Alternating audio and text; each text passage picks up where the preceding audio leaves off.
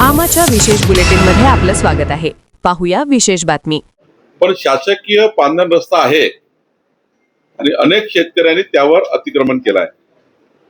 त्यामुळे मागच्या शेतकऱ्यांना जाण्याकरता अडचणी तयार होतात आणि म्हणून शासनाने हा निर्णय घेतला आहे की पांधन रस्ता गव्हर्नमेंटचा शासकीय रस्ता जो असेल तो जर अडवला किंवा त्यावर अतिक्रमण केलं तर त्या शेतकऱ्यांचे संपूर्ण फार्मर आयडी आम्ही बंद करणार आहोत आणि त्यामुळे त्यांना कुठलीही शासकीय योजना मिळणार नाही।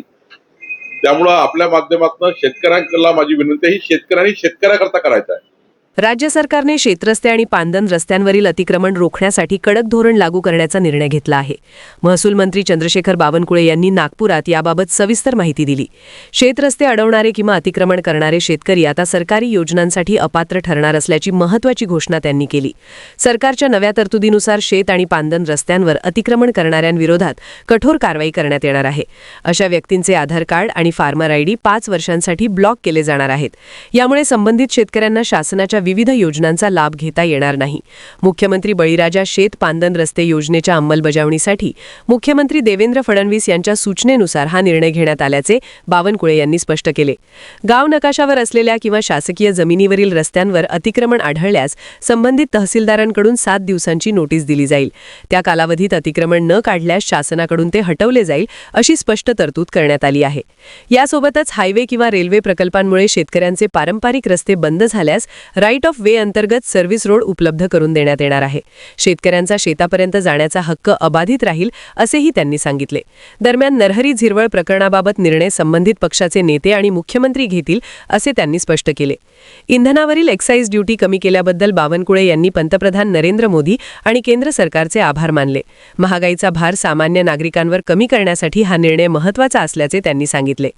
पुणे महसूल विभागातील घोटाळ्याबाबत बोलताना त्यांनी सांगितले की कलम 155 चा गैरवापर करून काही अधिकाऱ्यांनी जमिनींच्या नोंदीत फेरफार केले। सुमारे 4000 प्रकरणे समोर आली असून 4000 प्रकरणांची तपासणी सुरू आहे। संबंधित अधिकाऱ्यांवर कारवाई सुरू असून काहींना सक्तीच्या रजेवर पाठवण्यात आहे। अन्यायग्रस्तांना न्याय मिळवून देण्यासाठी विशेष पथक स्थापन करण्यात आले आहे। कोकण विभागातही अशाच प्रकारची चौकशी सुरू असल्याची माहिती त्यांनी दिली।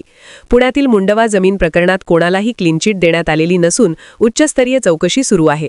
दोषी अधिकाऱ्यांवर निलंबनासह कारवाई करण्यात आली आहे। बनावट नोंदी रद्द करून संबंधित जमीन पुन्हा सरकारच्या नावावर करण्यात आली आहे। सुमारे 3000 कोटी रुपयांची मालमत्ता सरकारकडे परत आल्याचे त्यांनी सांगितले। या प्रकरणात कुणीही मोठा असला तरी कारवाई होणारच असा इशाराही त्यांनी दिला।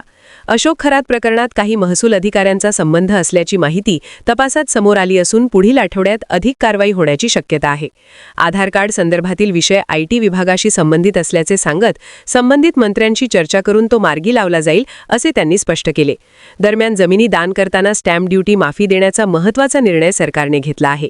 यामुळे मंदिरांच्या मालमत्तेची नोंदणी सुलभ होऊन ती अधिकृतपणे मंदिरांच्या नावावर होण्यास मदत होणार आहे। आमा चॅनलला लाईक करा, बातमीला शेअर करा, सबस्क्राइब फॉलो करायला विसरू नका।